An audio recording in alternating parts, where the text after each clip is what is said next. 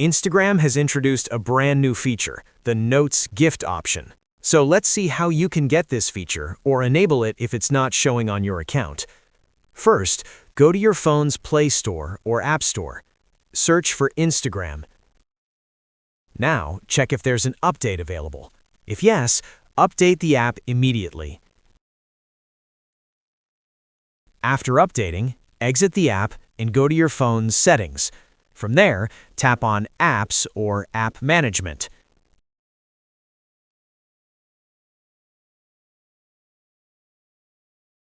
Search for Instagram and open it. Then go to Storage Usage and tap on Clear Cache. Once you've done that, open Instagram again. Tap on your profile icon. Now go to the Notes section and check if the gift option is available.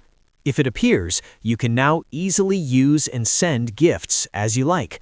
If you found this video helpful, don't forget to like, share, and subscribe. Thanks for watching.